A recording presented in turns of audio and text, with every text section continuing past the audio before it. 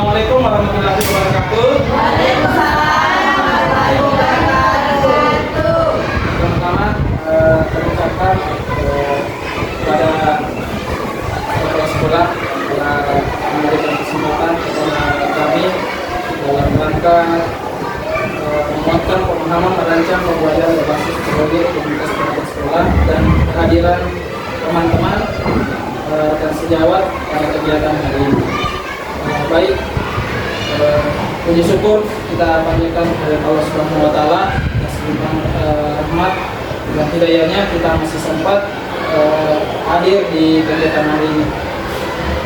Baik, untuk memulai kegiatan saya menampilkan slide pertama yang judul daripada RTL 2 menguatkan pemahaman merancang pembelajaran berbasis proyek dengan komunitas pelajar sekolah.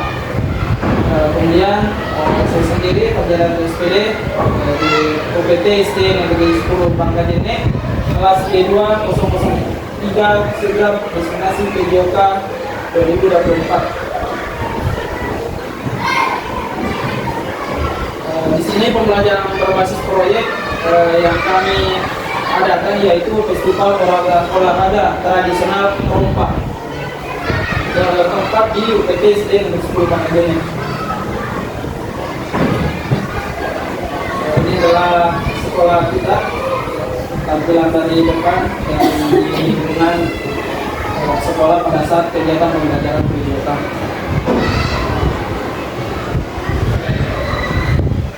Dan di sini ada saya sendiri sebagai guru PJOK, kemudian kepala sekolah dan salah satu guru kelas yang juga bergerak di sekolah kita.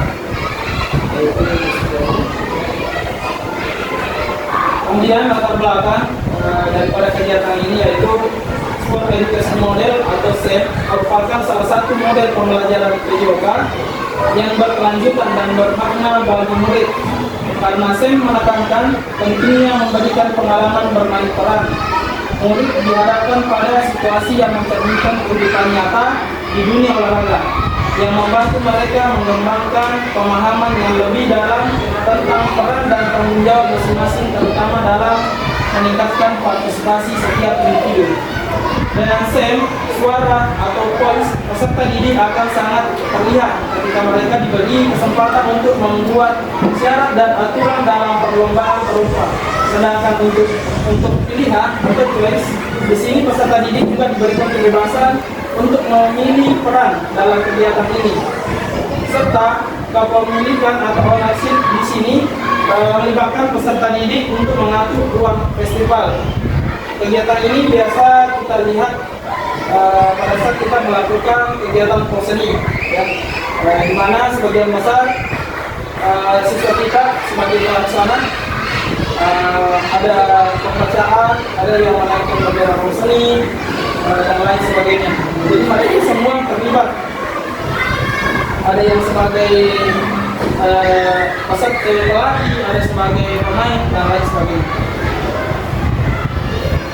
Dia lanjut, SEM yang akan dilaksanakan ini adalah perlombaan perumpa, salah satu olahraga tradisional yang sering juga dilombakan setiap ulang tahun daerah. Di mana hal ini menjadi salah satu program pembelajaran PJOK pada kelas lainnya. Kedepannya, karena pembelajaran yang dilakukan berbasis proyek, selain dalam kegiatan co-kurikuler, harapannya program ini untuk selanjutnya menjadi proyek sekolah yang dapat memupuk kerjasama peserta didik. Proyek ini dipilih karena sekolah memiliki aset manusia seperti kepala sekolah yang selalu mendukung peran baik yang dilakukan oleh guru, rekan sejawat yang mampu berkolaborasi dengan baik, serta peserta didik yang aktif dalam bidang olahraga. Aset fisik sekolah di mana sarana dan prasarana yang ada di sekolah sangat memadai untuk menyelenggarakan kegiatan ini, serta aset finansial juga menjadi kekuatan untuk menyelenggarakan kegiatan ini, serta aset finansial untuk dilaksanakan proyek ini. Dengan demikian, harapannya kegiatan ini dapat menjadi sarana belajar peserta didik di SD Negeri 10 Bangka Dene untuk dapat memahami serta menerapkan tahapan-tahapan mengelola sampai dengan melaksanakan perlombaan dengan pemegang rasa solidaritas, kerjasama, serta sportivitas antar peserta didik.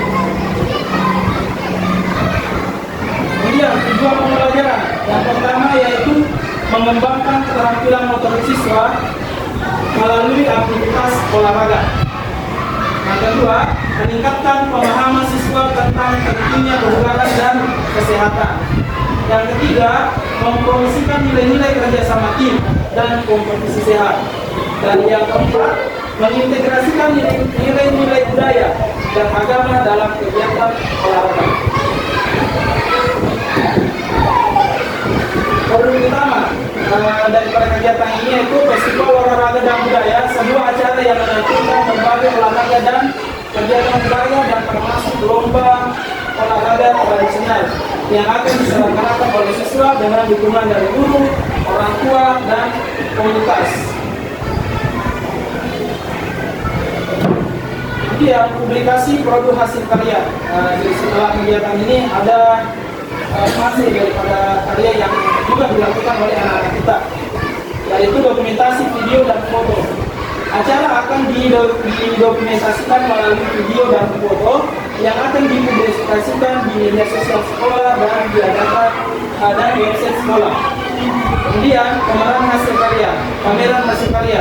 Pameran akan diadakan di sekolah di mana siswa dapat mempresentasikan hasil karya mereka seperti poster, video, dan alat peraga dari kegiatan proyek. Kemudian terakhir, artikel di buletin sekolah. Hasil proyek akan ditulis dalam artikel untuk buletin sekolah. Kemudian ada pertanyaan kunci. Yang pertama, bagaimana olahraga dapat mempengaruhi kesehatan dan kebugaran siswa?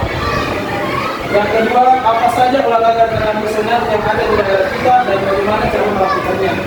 Dan yang ketiga, bagaimana kita bisa mengintegrasikan nilai-nilai budaya dan agama dalam olahraga?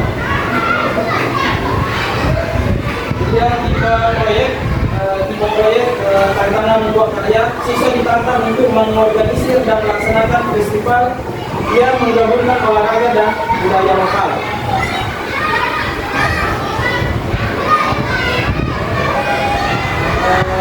Model pembelajaran yang dipilih, ini ada dua model. Yang pertama, model pembelajaran sport education model, yaitu fokus pada pengembangan keterampilan olahraga siswa dan pengenalan mereka pada berbagai jenis olahraga. Dan yang kedua, model pendidikan kebugaran, menekankan pada pentingnya kebugaran fisik dan gaya hidup sehat. Kemudian peserta yang dilibatkan. Di sini semua peserta didik kelas 5 dan 6 untuk fase C yang berjumlah 6 tombol dengan tugas dan peran masing-masing. Waktu pelaksanaan proyek dilaksanakan selama 3 minggu. Minggu pertama yaitu pengenalan permainan terompa dan diskusi nilai budaya. Di sini tahap awal anak-anak kita kenalkan pada olahraga tradisional khususnya terompa, kemudian kita ada diskusi nilai budaya. Kemudian minggu kedua kita memperhatikan bermain terompa dan mengembangkan variasi permainan. Dan nomor ketiga, saatnya untuk di sini sudah masuk ke acara festival atau persiapan dan pelaksanaan festival terompa.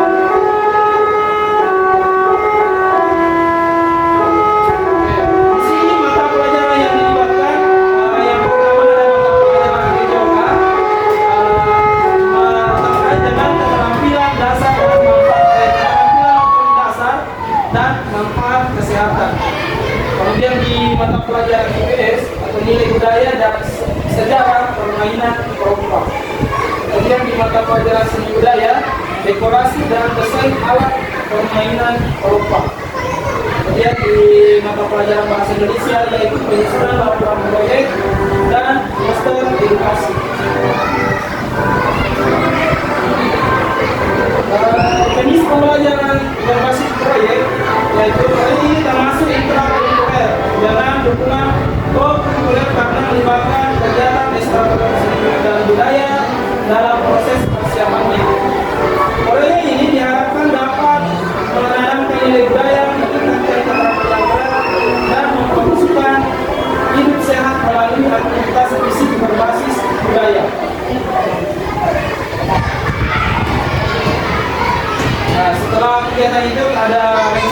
dievaluasi. Ada 7 tahapan implementasi SEM dalam pembelajaran. Masing-masing tahapan harus dilalui, harus dievaluasi. Evaluasi keseluruhan akan dilakukan pada akhir tahapan, yaitu evaluasi dan refleksi penerapan SEM dalam PJOK. Beberapa hal yang harus dievaluasi diantaranya: yang pertama, tujuan pembelajaran meninjau ketercapaian tujuan pembelajaran dalam SEM. Berikutnya, umpan balik dari peserta didik tentang pengalaman dalam pembelajaran SEM, mengumpulkan pendapat melalui refleksi. Yang ketiga, refleksi guru terhadap perencanaan, pelaksanaan dan pengelolaan SEM.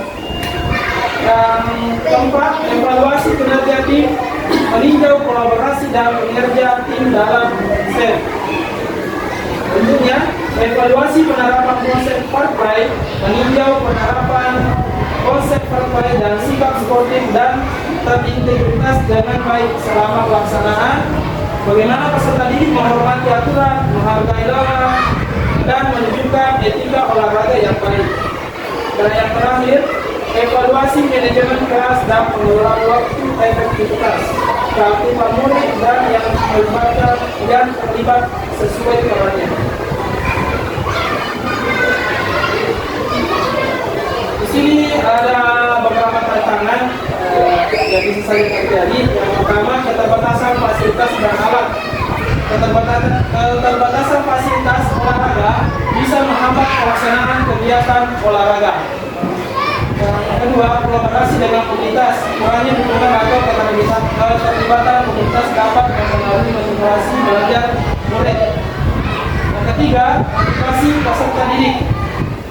Tidak semua peserta didik memiliki motivasi yang sama dalam berpartisipasi kegiatan fisik. Yang keempat, waktu dan jadwal. Penyesuaian jadwal kegiatan dengan jadwal sekolah dan kegiatan lain dari peserta didik. Berikut dokumentasi yang sempat kami ambil kegiatan ini.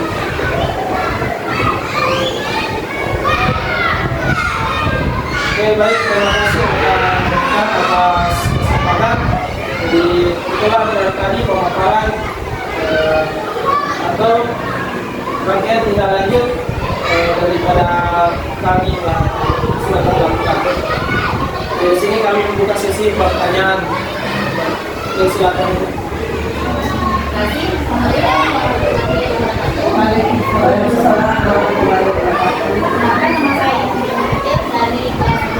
Di sini saya hanya mempertanyakan masalah tantangan yang tampil. Ada 4 tantangan yang tampil. Nah, bagaimana cara Bapak untuk mengatasi tantangan tersebut? Contoh salah satunya memotivasi peserta didik. Bagaimana cara keluar dari argumentasi tantangan? Oh ya, mengenai peserta didik, berarti ini terkait dengan motivasi. Ya. Jadi sini sebelum kegiatan pastinya kita memberikan arahan tujuan-tujuan pembelajaran kepada peserta didik, apa yang mau kita capai. Tentunya peserta didik zaman sekarang itu dia bermain dengan teknologi, ya. Terkait juga dengan hasil daripada karya tadi, anak-anak itu suka memposting sesuatu yang menarik, ya. Daripada hasil kegiatan ini, kan tadi ada di sini.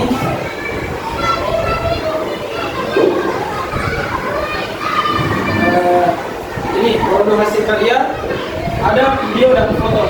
Ya, di sini kita dapat memancing anak-anak bahwa kegiatan ini kita memiliki hasil yang dapat kita banggakan. Kita bisa posting keluar daripada sekolah ke orang tua bahwa pelaksanaan ini bisa membantu siswa dalam mengembangkan terutama dalam aktivitas motoriknya. Mengembangkan motoriknya itu manfaatnya. Ya, begitu. Pada kesimpulannya adalah salah satu hal yang Bapak lakukan untuk memotivasi peserta didiknya yaitu dengan memberitahukan kepada peserta didik yang tidak suka aktivitas fisik, mereka diberikan pilihan untuk melakukan aktivitas lain seperti mau video atau komunikasi yang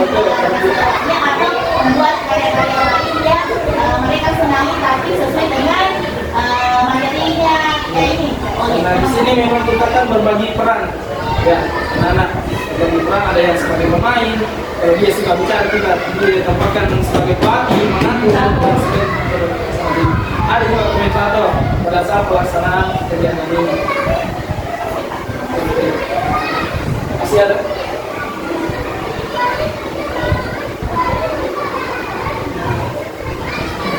Oke, baik.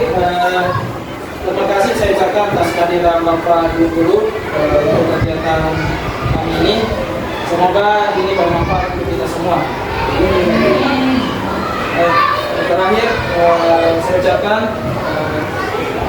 syukur alhamdulillah kegiatan ini berjalan dengan baik. Jadi saya tutup dengan Assalamualaikum warahmatullahi wabarakatuh. Waalaikumsalam warahmatullahi wabarakatuh.